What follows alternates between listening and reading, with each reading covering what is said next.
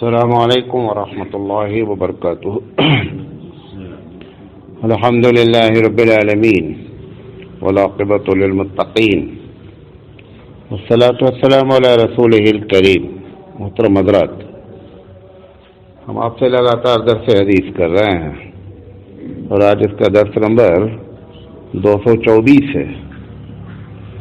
ہم اس حدیث پر بات کر رہے ہیں جو ترمذی شریف کی روایت ہے کہ دنیا میں جب مصیبتیں آتی ہیں تو اس کی بنیادی وجوہات کیا ہوتے ہیں۔ تو اللہ کے رسول صلی اللہ علیہ وسلم سے ابو ہریرہ رضی اللہ تعالی عنہ نے تقریباً 8-10 باتیں نقل کیا کہ جب ایسا ماحول پیدا ہوتا ہے تو رب ذوالجلال جو ہے اس کا غصہ ہوتا ہے اور پھر وہ اس دنیا پہ جو ہے وہ انفرادی طور پہ نہیں بلکہ قومی سطح پہ جو ہے وہ مختلف قسم کے عذاب نازل کرتا رہتا ہے۔ اس میں سے ایک بات اللہ کے رسول صلی اللہ علیہ وسلم نے فرمائی، وَسَادَ الْقَبِيلَةَ فَاسِقُهُمْ وَكَانَ زَعِيمُ الْقَوْمِ أَرْذَلَهُمْ۔ اللہ کے رسول نے فرمایا کہ اس میں سے ایک بات یہ بھی ہے کہ قبیلے کی یا قوم کی جو لیڈرشپ کرے گا نا، وہ اس قوم کا فاسق آدمی ہوگا، اور اس کو کیونکہ قبیلے کا لفظ چھوٹا لفظ ہے، اس کے بعد اس کو اور مزید بتایا گیا کہ قوم وکان زعیم القوم ارذلہم، اور قوم کا جو لیڈر ہوگا وہ ذلیل شخص ہوگا۔ یہ اس کے علاوہ بھی اور بہت سی حدیثیں اس سلسلے میں آئی ہوئی ہیں کہ آپ ابھی اگر بھارت کو دیکھ لیں، یہ تو عالمی سطح کی بات ہے، بھارت کو دیکھ لیں خاص کر، تو اگر آپ نیٹ پہ جا کر کے جتنے ایم ایل اے اور ایم پی ہیں پورے سب ملا کر کے ان کے اگر تاریخ نکالیں گے تو اندازہ یہ ہے کہ 60 سے 65% وہ لوگ ایم ایل اے اور ایم پی ہیں جن کے اوپر مرڈر کا، ریپ کا کیس چل رہا ہے۔ کم سے کم 65% لوگ ایسے ہیں جو اس مطلب ہمارے لیڈر ہیں اور ان کے اوپر کیس چل رہا ہے۔ یہی بات اللہ کے رسول فرما رہے ہیں کہ چاہے قوم کی لیڈرشپ کر رہے ہوں اور چاہے وہ کسی چھوٹی سی کمیونٹی کے لیڈر ہوں۔ اب جیسے مثال کے طور پر کارپوریٹر ہے، کارپوریٹر ایک چھوٹے سے علاقے کا کیا ہے، ذمہ دار ہے۔ آپ کے شہر میں ابھی الیکشن ہوا ہے، 50-60 لاکھ روپے لوگوں نے لگا کر کے الیکشن لڑے، ہارے جیتے وہ ایک الگ مسئلہ ہے، کیوں لگا رہے ہیں؟ اور آپ کے پاس چوائس ہی نہیں رہ گئی ہے۔ مطلب اگر آپ یہ سوچیں کہ میں شریف آدمی کو ووٹ ڈالوں گا، یہ اگر آپ طے کر لیں گے تو آپ ووٹ نہیں ڈال سکتے، آپ گھر بیٹھے رہیں گے، ووٹ نہیں ڈال سکتے ہیں۔ بہت پہلے فقہاء نے اس سلسلے میں بات لکھی تھی کہ اگر سارے چور اکٹھا ہو جائیں اور یہ ہو کہ ایک چور کو چننا ہی چننا ہے، تو انہوں نے کہا کہ چھوٹی مصیبت اختیار کر لو بڑی مصیبت کے مقابلے میں۔ لیکن اگر یہ کوئی طے کر لے بھارت کا ناگرک کہ صاحب مجھے شریف آدمی کو ووٹ دے رہا ہے، تو 65% لوگ ووٹ نہیں دے پائیں گے۔ اچھا، ہم سب جانتے ہیں کہ یہ قوم کا کرپٹ آدمی ہے لیکن مجبور ہے، کیونکہ اب شریف لوگوں نے اس لائن میں جانا ہی کیا کر دیا ہے، بند کر دیا ہے۔ بند کیا کر دیا ہے؟ جانا بھی چاہیں۔ ابھی مجھے اسی شہر میں معلوم ہوا کہ ایک صاحب جو اچھے آدمی تھے کارپوریٹر کے الیکشن میں لڑے ہوئے، اس علاقے کے بدماش نے ان سے جا کر کے کہہ دیا کہ کنونسنگ نہیں کرنا آپ۔ وہ شریف تھا، بھلے جیتتا یا نہ جیتتا، لیکن اس بدماش، اور وہی بدماش جیتا، اس علاقے سے وہی بدماش جیتا، اور وہ کسی کے دروازے تک نہیں جا سکا کیونکہ اس کو جا کر کے کیونکہ بدماش ہے وہ تو حدیث میں ہی بیان کیا جا رہا ہے کہ قوم کا فاسق یا قوم کا جو ہے وہ ذلیل شخص کیا کرے گا، لیڈرشپ کرے گا۔ یہ اس میں ہم کو زیادہ آپ کو سمجھانے کی ضرورت نہیں ہے، یہ ایک عام سی بات ہو گئی ہے، سیاسی لحاظ سے. اگر آپ اس کو مذہبی لحاظ سے دیکھیں تو آپ اپنے شہر میں دیکھیں تو پورا بھارت کا نقشہ بھی آپ کے سامنے آ سکتا ہے. کتنے ایسے متولی ہیں مسجد کے جو 5 وقتہ نمازی تو درکنارے جمعہ بھی نہیں پڑھتے ہیں. کس کے متولی؟ مسجد کے متولی ہیں. تو مسجد کی لیڈرشپ کس کے ہاتھ پہ دے دی گئی ہے؟ اس شخص کے ہاتھ پہ دے دی گئی ہے جو نماز نہیں پڑھتا ہے. تو اگر مذہبی لحاظ سے بھی آپ دیکھیں تو ایسا نہیں ہے کہ آپ کو کوئی بہت دور جانا پڑے گا، آپ کو خود معلوم ہو جائے گا. اور ایک تیسری چیز یہ بھی ہماری جو ہے وہ قوم کی زوال کی نشانی ہے. پورے بھارت میں اس وقت جو مذہبی جماعتیں ہیں، مذہبی جماعت کا لیڈر دین سے اس کو علم نہیں ہے لیکن وہ مذہبی لیڈر بنا ہوا ہے پورے، چاہے وہ جماعت اسلامی کے لوگ ہوں چاہے تبلیغی جماعت کے لوگ ہوں.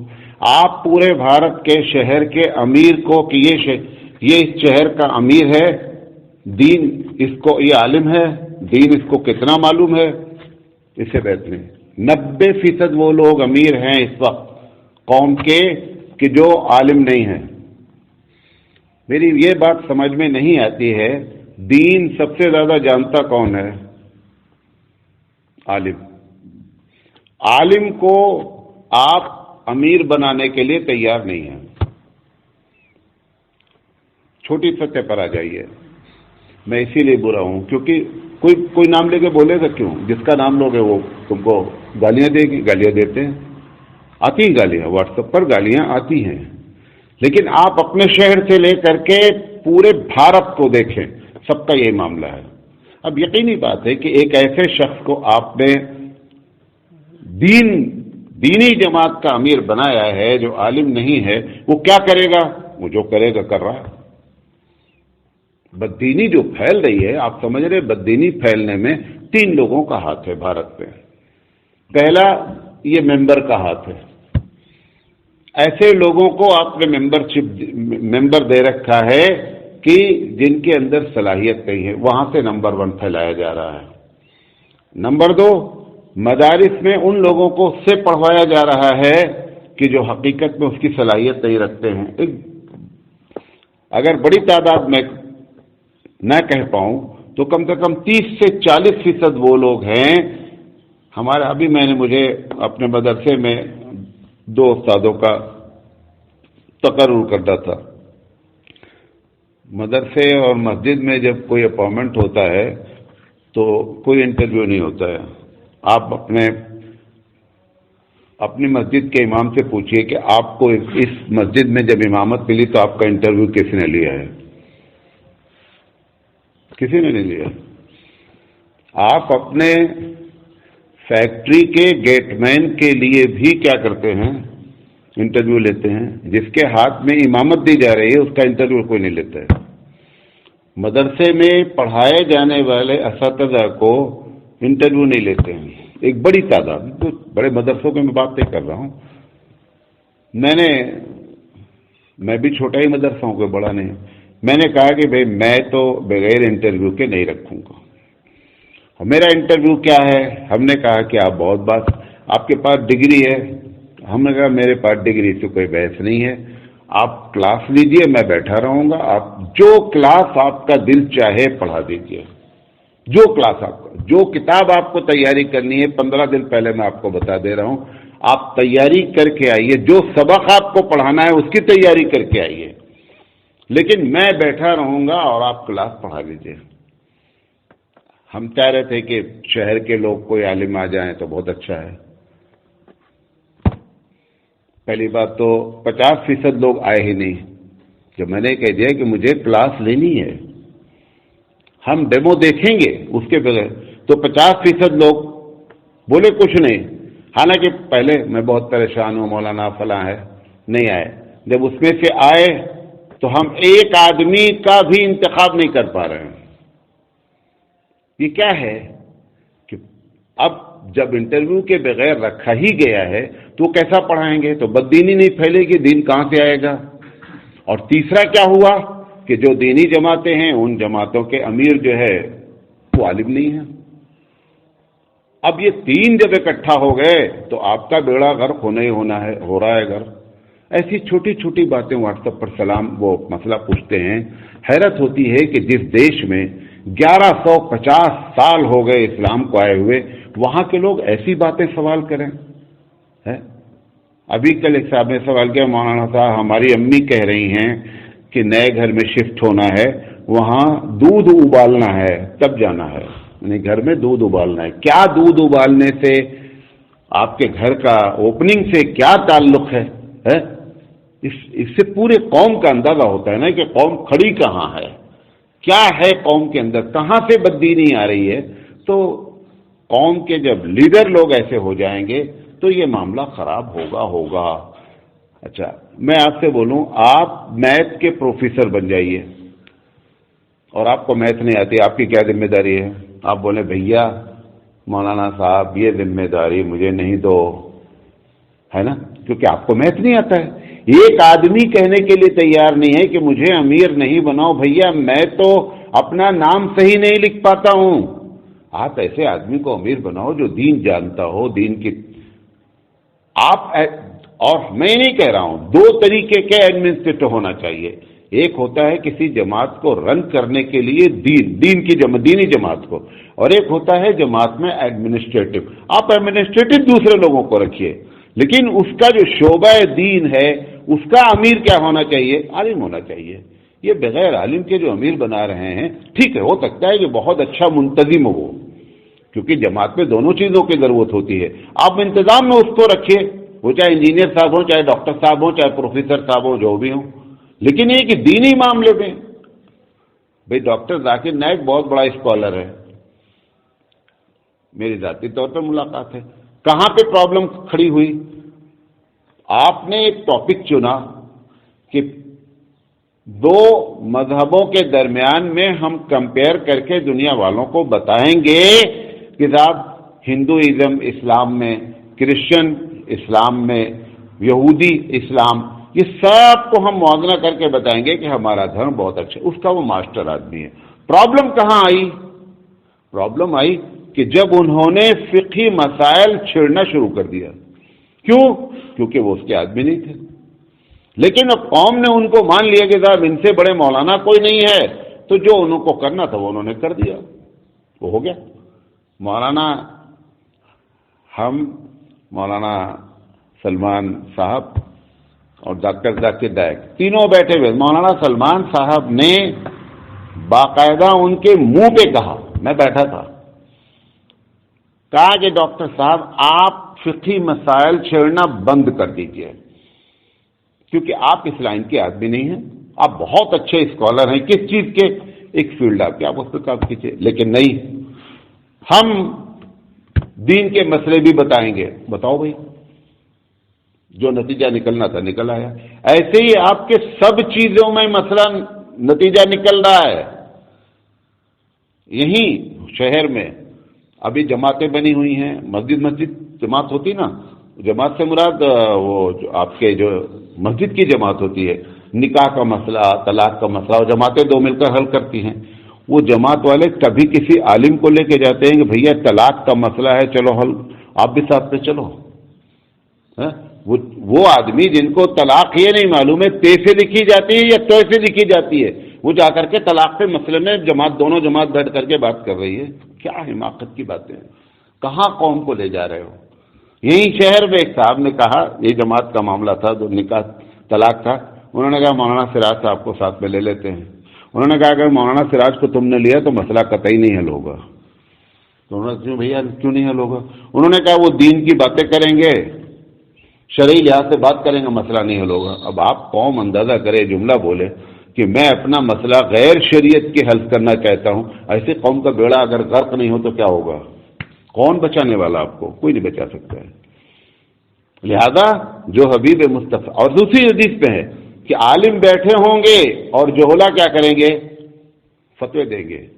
5 وقت کی نماز پابندی سے پڑھنے لگتے ہیں، مفتی بن جاتے ہیں، مفت کے، جو دل چاہتا ہے بولتے ہیں، جو دل چاہتا ہے بولتے ہیں، کبھی نہیں سوچتے ہیں کہ ایک غلط فتویٰ دینے پر جب کوئی آدمی اس کے اوپر عمل کرتا ہے تو تو کتنا بڑا گناہ ہوگا اگر اس نے اس کو اور 10 لوگوں کو بتا دیا، اس نے 50 کو بتا دیا. لیکن نہیں بھئی، آپ کی فیلڈ نہیں ہے، آپ صاف صاف کہہ دیں کہ بھیا یہ میری فیلڈ نہیں ہے. لیکن حبیب مصطفیٰ کی ایک ایک پیشین گوئی سچ ہونی ہے، اور افسوس کی بات ہے کہ وہ ہم پر سچ ہو رہی ہے. یہ ایک افسوس کی بات ہے، ہونا تو ہے ہی ہے، اس کو کوئی ٹال نہیں سکتا. کیوں؟ کیونکہ جو آپ نے مستقبل کی باتیں بتائی ہیں وہ کس کے بتانے پر بتائی ہیں؟ اللہ کے بتانے پر بتائی ہیں. قرآن کریم کہتا ہے ما ينطق عن الهوى ان هو الا وحی یوحی. یہ وہی بولتے ہیں جو پروردگار عالم ان کو بولتا ہے شرعی امور میں. حبیب مصطفیٰ اپنی طرف سے کچھ نہیں بولتے ہیں. جو اللہ نے بتایا ہے کہ محمد صلی اللہ علیہ وسلم ایسا ایسا ہوگا آپ کی امت میں، حبیب مصطفیٰ نے وہ بتا دیا، اور وہ سب ہو رہا ہے. بس افسوس یہ ہے کہ آپ دعا کریں کہ ہمارے اوپر وہ پیشین گوئیاں چسپاں نہ ہو. لیکن ہمارے اوپر ہی وہ کیا ہو رہی ہیں، پیشین گوئیاں کیا ہو رہی ہیں، چسپاں ہو رہی ہیں. تو جماعت کے لحاظ سے آپ دیکھیں، مسجد کے متولی کے لحاظ سے دیکھیں، 2 جماعتیں نکاح طلاق کا مسئلہ حل کرنے جا رہی ہیں. آپ کو لیٹر نہیں آتا ہے؟ مجھے تو یو پی میں یہ سب چکر خیر نہیں ہے. آپ منگنی کب کر رہے ہیں، شادی کب کر رہے ہیں، نہ جماعت والوں کو پتا، نہ جماعت کسی کو نہیں پتا. اپنا پرسنلی طور پر آپ کے پاس مسجد میں خط آتا ہے بھیا ہماری لڑکی کی منگنی ہے، آپ نے کبھی اس کو بتایا ہے جا کر کے کہ منگنی کا شرعی حکم کیا ہے؟ وہ بھی جاہل ہے. اور اس جماعت کو بھی جا کر کے لیٹر دیا ہے کہ منگنی ہمارے یہاں ہونے جا رہی ہے اور بھیا ہم جماعت میں شامل ہیں. آپ ایک مرتبہ جا کر کے جماعت والے جو مسجد کی جماعت ہے جا کر کے بولیں کہ منگنی شریعت میں کچھ نہیں. آپ کی ہمت ہی نہیں بولنے کی. کیوں؟ کیونکہ تم نے خود سب نے منگنی کر رکھی ہے، کیسے جا کے بولو گے؟ تم نے خود شریعت کے خلاف نکاح طلاق کر رکھا ہے، کیسے جا کے بولو گے؟ بول ہی نہیں سکتے ہو. نکاح ہو رہا ہے پورے شہر میں، 1000 مرتبہ بتا دیا کہ جب نکاح ہوتا ہے تو اپنی لڑکی کے نکاح کے وقت میں باپ جب موجود ہے تو باپ جا کر کے بیٹی سے بولے کہ میں بیٹی تیرا نکاح فلاں سے کر رہا ہوں. نہ وہاں گواہ کی ضرورت ہے، نہ وہاں وکیل کی ضرورت ہے، باپ خود ولی ہے، سب کچھ ہے. لیکن ہم اتنی بے شرمی ہو گئی ہے کہ ہم باہر کے 2 آدمی پلس ایک وکیل صاحب 3 آدمی کو اپنے گھر میں لے کے جاتے ہیں اور جا کر کے بولتے ہیں آؤ ہماری عورتوں کو دیکھو، آج انہوں نے بہت اچھا کپڑا پہنا ہے. شرم کی انتہا ہے. ان لمیٹڈ مسلمان بربادیوں کی طرف جا رہے ہیں.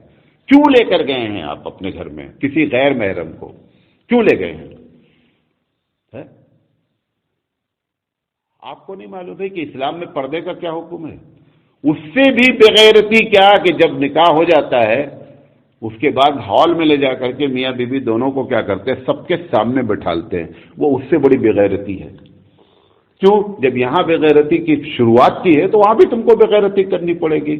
اور اس میں کوئی دیندار اور غیر دیندار کی بات نہیں ہے، سب شامل ہیں. وہ جماعت والے بھی شامل ہیں جن کو لیٹر دیا گیا، وہ جماعت والے بھی شامل ہیں جنہوں نے نکاح کے نام پہ پیسہ لیا، جماعت کو پیسہ دو، فلاں کو پیسہ دو، 500 روپے دو. ارے جا کر ایک مرتبہ اس کی ذمہ داری بھی نبھاؤ یار. دینی جماعت ہو، جا کے بولو کہ یہ کیا کر رہا ہے تم، اسٹیج پہ لا کر کے اپنی بہو کو لا کر کے سب کے سامنے دکھلا رہے ہو. جا کے بولو پیسہ تو لے لیا تم نے، 500 روپے کس چیز کا پیسہ لیا بھائی؟ ہمارے پاس بھی نکاح نامہ ہے، ہم ایک پیسہ نہیں لیتے، ایک پیسہ نہیں لیتے. اور یہ بھی پوچھتے ہیں کہ بتاؤ ہال میں اکٹھا بیٹھا لو گے؟ اگر بولا بھیا بیٹھیں گے، ہم نے کہا میرا نکاح نامہ نہیں چلے گا بھیا.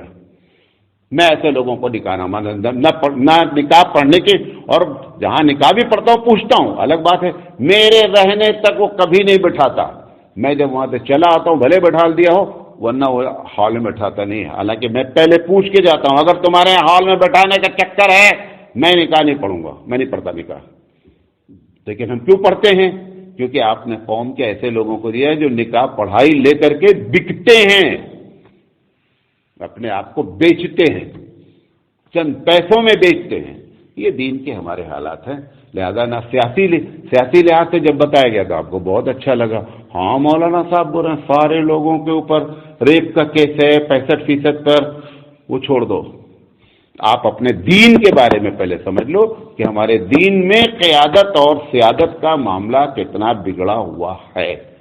دعا بھی کریں اور عمل کرنے کی کوشش کریں. زندگی میں اپنی ذات پر نبی کی پیشین گوئی فٹ ہو رہی ہے، توبہ بھی کریں، اور توبہ کرنے کے بعد جو صحیح قدم ہے وہ صحیح قدم اٹھانے کی فکر کریں. اللہ تعالیٰ سے دعا ہے کہ اللہ تعالیٰ کہنے سے زیادہ عمل کرنے کی توفیق عطا فرمائے. وآخر دعوانا ان الحمد للہ رب العالمین.